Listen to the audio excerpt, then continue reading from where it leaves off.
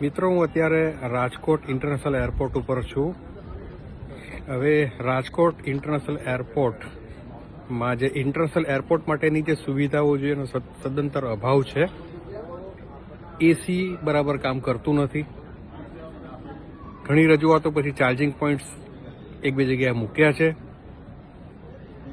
સૌથી મહત્વની વાત એ છે કે અહીં મોબાઈલ નેટવર્ક મળતું નથી અને એનાથી મહત્વની વાત છે કે એરપોર્ટમાં વાઈફાઈની ફેસિલિટી પણ નથી. તો અહીંથી કોઈની સાથે કોમ્યુનિકેશન કરવું હોય તો કેટલું મુશ્કેલ બની શકે. જ્યારે આપણે ઇન્ટરનેશનલ એરપોર્ટની વાત કરીએ છીએ ત્યારે એમાં કેટલી બધી સુવિધાઓ હોઈ શકે છે અને હોવી જોઈએ. અહીંયા ખાણીપીણી માટે પણ ઘણી તકલીફ છે.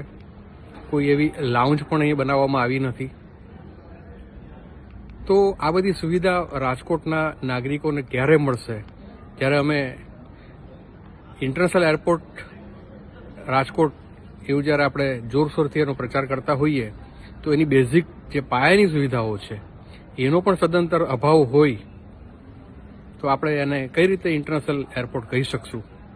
અને નાગરિક તરીકે અને એક પેસેન્જર તરીકે જ્યારે આપણે કમ્પ્લીટ એરફેર ચૂકવતા હોઈએ ત્યારે તમને વાઈફાઈ, મોબાઈલ નેટવર્ક ના મળે, એસી બરાબર ચાલુ ના હોય, તો આ બધી તકલીફો એરપોર્ટ ઓથોરિટી ઓફ ઇન્ડિયાને હું આ મેસેજ દ્વારા આપ સૌ કન્વે કરી દેજો કે વહેલામાં વહેલી તકે રાજકોટ એરપોર્ટની જે ખૂટતી કડીઓ છે, જે ખૂટતી સુવિધાઓ છે એ સત્વરે